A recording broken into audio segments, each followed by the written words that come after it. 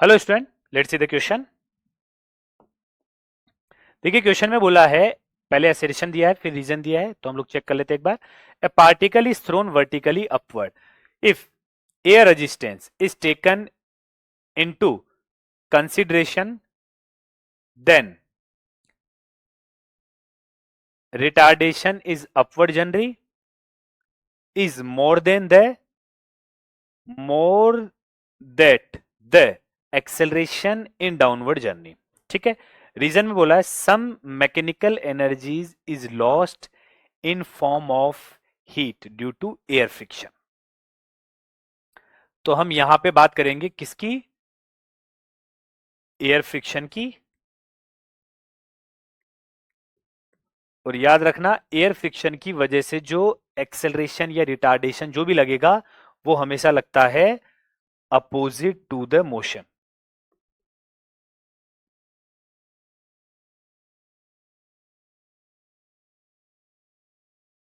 Motion के opposite direction के अंदर क्या लगता है? एयर फ्रिक्शन लगता है। ठीक है,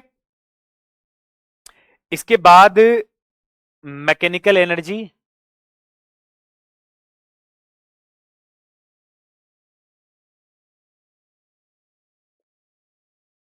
मैकेनिकल एनर्जी की हम लोग यहां बात करेंगे।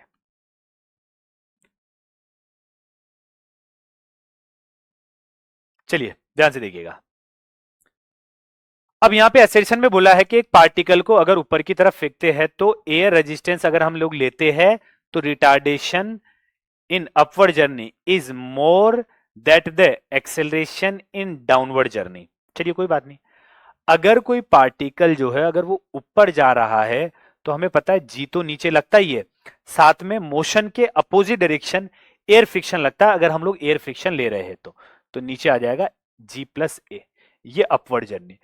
अगर वो डाउनवर्ड मूव कर रहा है तो नीचे की तरफ तो जी आएगा और ऊपर की तरफ क्योंकि मोशन के अपोजिट एयर फ्रिक्शन आ जाएगा, तो मैं यहां नेट लिख सकता हूं जी माइनस ए।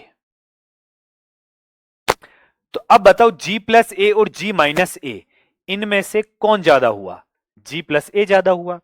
तो यहां पे यही लिखा है, देखिए, if air resistance is taken consideration then retardation in upward journey में जो रिटार्डेशन है वो ज्यादा होता है एक्सेलेरेशन इन डाउनवर्ड जर्नी के। तो असर्शन हो गया हमारा सही। रीजन में पढ़ लेते हैं, सम मैकेनिकल एनर्जी इज लॉस्ट। देखिए, जो मैकेनिकल एनर्जी है, मैकेनिकल एनर्जी जो है वो होता है kinetic energy plus potential energy.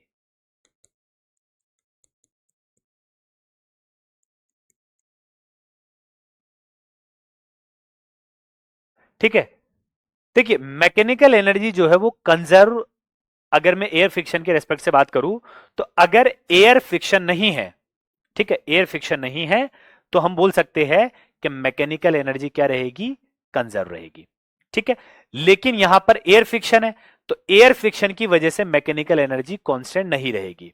ठीक है, तो कांस्टेंट नहीं रह रही है तो मैकेनिकल एनर्जी जो है वो कहां चली गई? थोड़ी बहुत चेंज हुआ होगा तो बची हुई एनर्जी कहां चली गई? तो वो एनर्जी जो है वो एयर फ्रिक्शन जो है उसकी वजह से हीट के फॉर्म में लॉस हो जाएगी। क्योंकि देखिए आपको पता होगा कि एच हाइट से मान लो बारिश होती है तो बहुत बड़ा पार्टिकल जो है वो ऊपर से छोड़ा जा रहा है, मतलब पानी का पार्टिकल ऐसा बोल सकते हैं, बर्फ के फॉर्म के अंदर बहुत बड़ा पार्टिकल ऊपर से छोड़ा जा रहा है। तो जब वो नीचे गिरता है तो हवा के कांटेक्ट में आने से क्या होता है, वो धीरे धीरे नीचे आता है और फ्रिक्शन जब उस पर लगता है हवा से, हवा की वजह से, तो वो छोटा होते होते होते होते होते बाद में एक बूंद के अंदर कन्वर्ट हो जाता है। ठीक है, तो इसी तरह हम लोग बोल सकते हैं कि जब कोई पार्टिकल मूव करता है तो कुछ मैकेनिकल एनर्जी का लॉस होता है और वो लॉस कहां चला जाता है? हीट के फॉर्म में। किसकी वजह से होता है? वो एयर फ्रिक्शन की वजह से। तो लिखा है some mechanical energy is lost in the form of heat due to air friction. ये भी सही है लेकिन ये इसका एक्सप्लेनेशन नहीं है। ठीक है, तो assertion correct, reason correct, but explanation नहीं है। कौन? ये रीजन असर्शन का एक्सप्लेनेशन नहीं है, इसलिए ऑप्शन बी हमारा क्या हो जाएगा? सही। थैंक यू सो मच, आपको क्वेश्चन समझ में आया होगा।